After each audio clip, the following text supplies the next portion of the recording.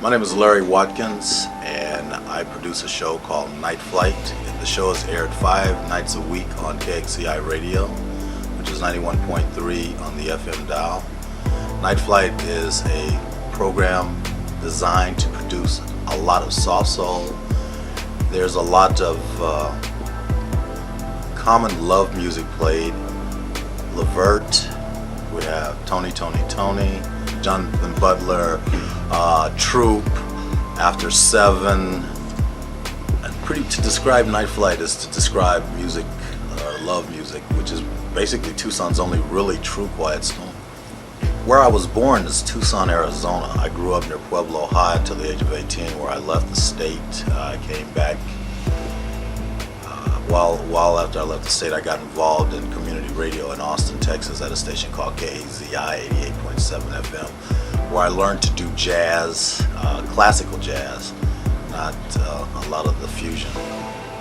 I also got into soft soul, but I had already been in soft soul because while I was in college, we used to buy groups like the Isley Brothers, Confunction, Sade.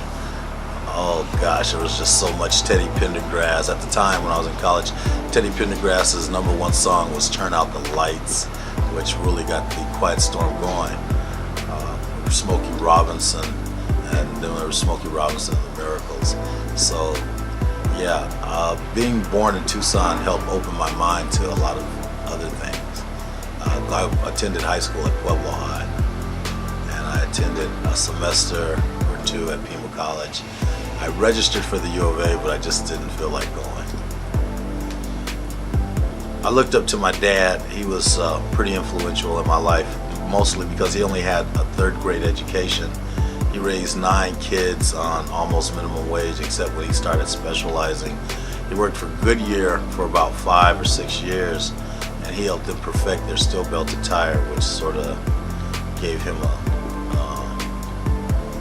a leg up. He did a lot of work. He was a tire repairman. That's what he did most of his life. He could operate heavy equipment, like that kind of thing. I mean, to respect him for being able to do what he had to do with very little to work with. Yeah, I think that he influenced my life a great deal. When I decided I wanted to get in radio, I was 6 years old, and I would imitate the disc jockeys on the radio. I would walk around imitating their commercials.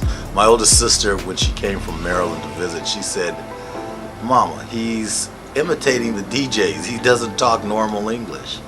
I guess I knew then that I would eventually end up in radio. How I got Night Flight on the air, I came in here, David Barber's the program director. I came in and I spoke to him. I said, "Look, I noticed you're not on 24 hours.